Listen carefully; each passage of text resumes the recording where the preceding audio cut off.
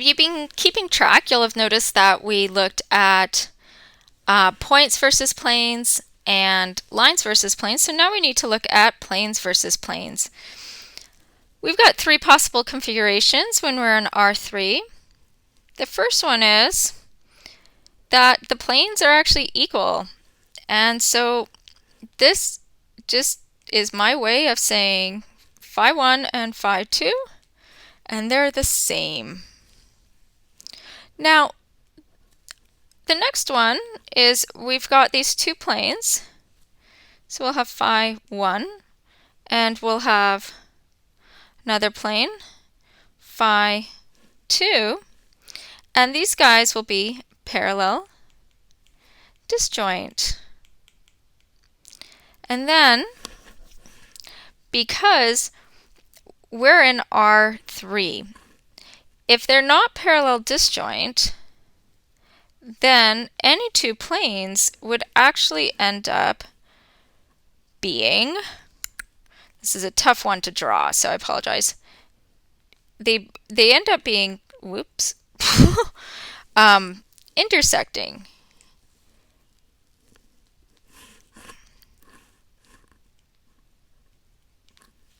And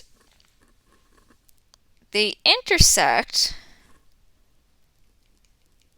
in fact, at a line. So we end up with this line of intersection. So these are the non-parallel. If I had phi 1 and phi 2, and this is a interpretive representation. Essentially, we're talking about taking two pieces of paper and slicing them together so that they're intersecting. Let's look at this in a bit more detail. So if we have two planes that are parallel and the same, it's a couple of things.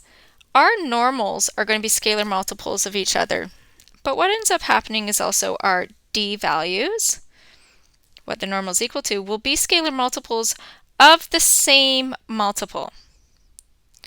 Now, if in fact though we find that our normals are multiples, but we don't have the same multiple with our d values, and that's where we end up with parallel disjoint.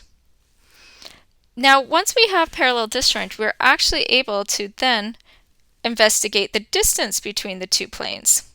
So if I have two planes here, and I want to identify how they're parallel disjoint, well, recall that we're going to have some information. I'll have my normal for the first one.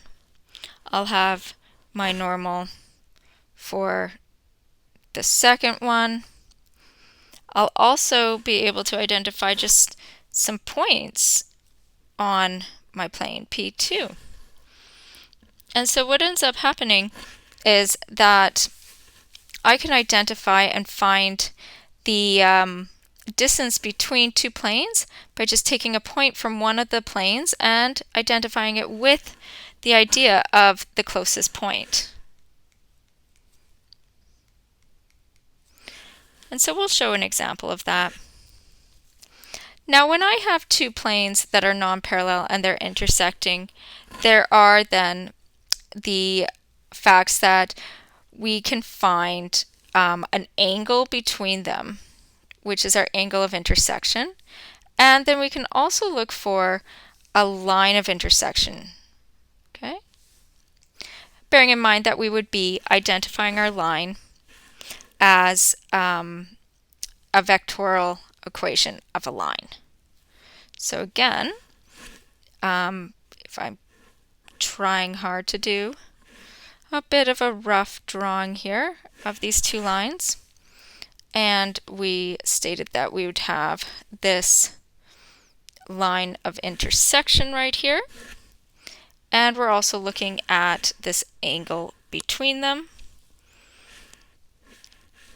Now, one thing that is of note with this line is that V will equal the cross product of the normals. So we can actually find the generator. So that's our generator. And if we can identify P as a point at the intersection, so a point anywhere on this line, then that can become our support point.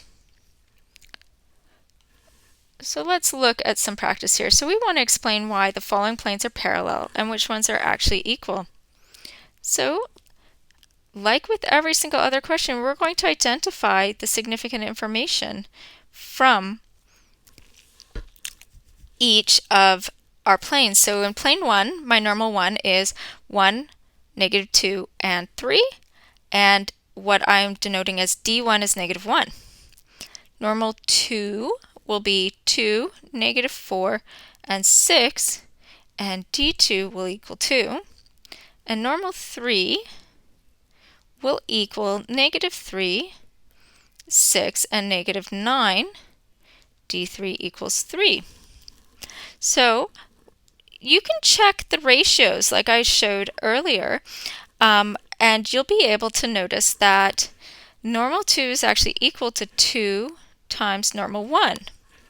So we need to let 2 equal the k value, okay? And we can also see that normal 3 is equal to -3 normal 1. And in this case, I'm going to let -3 equals k, I'm going to call that the h value. So n1, n2, and n3 are all parallel. However,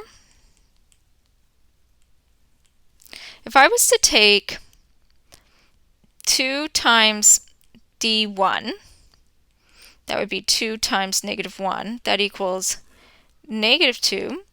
This does not equal d2. Thus, phi 1 and phi 2 are parallel disjoint.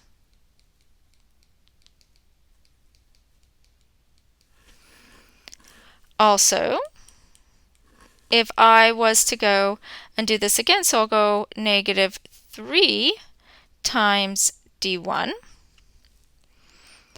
that will equal -3 times -1, which equals +3, which does equal d3. So I can say thus, phi 1 and phi 3 are parallel, equal.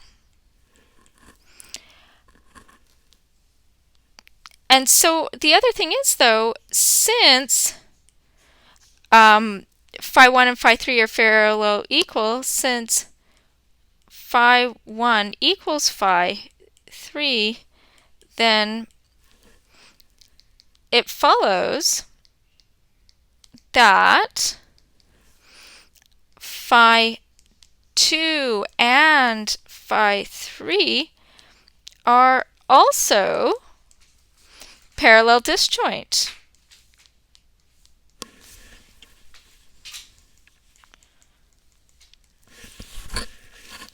Now that we have that, let's look at our next question, where we want to explain why the following planes are non-parallel, and then identify the angle between them and the line of intersection.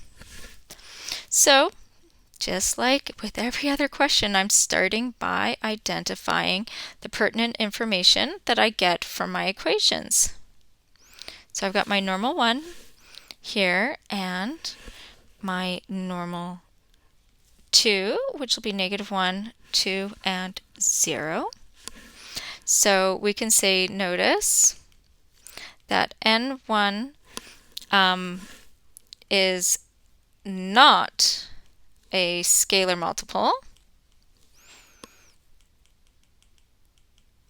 of n2, in particular because of the component that equals 0 in n2. There's nothing that we can multiply 0 by to get 3 or any number, in fact, other than 0. So it's not a scalar multiple. So phi 1 is not parallel to phi 2. And so our only option if they're not parallel is that they must be intersecting. So from here, I'm going to actually look for cos theta star. Now, I can find that by taking the dot product of my normals and also then divide that by the norm of the normals. So this gives me, for my dot product, 1 times -1, -2 times +2, and 3 times 0. So the normal of n1 will be 1 squared plus -2 squared plus 3 squared. And the normal of n2 will be -1 squared plus 2 squared,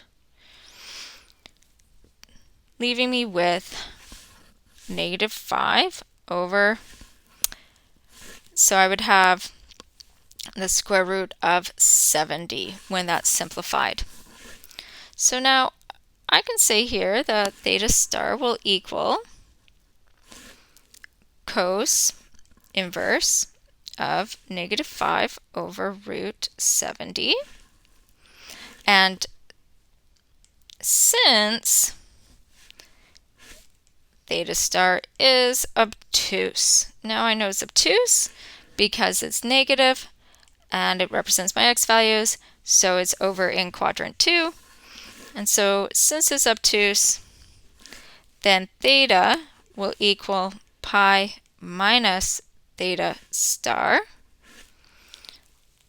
which here is pi minus cos inverse -5 over root of 70, which is approximately 0.9303 radians. If you like an exact value, but this is the value that I like to see. Now that we found our angle, though, we want to actually be able to identify a line of intersection. So if you go back up to the question, it does tell us verify that A is inside both lines and find our line of intersection. So inside both planes, sorry. So first off, in phi 1, if I was to plug in A, 1, 0, 0, I would have 1 times -1 plus -2 times 0 plus 3 times 0, which is equal to -1, which verifies it up there.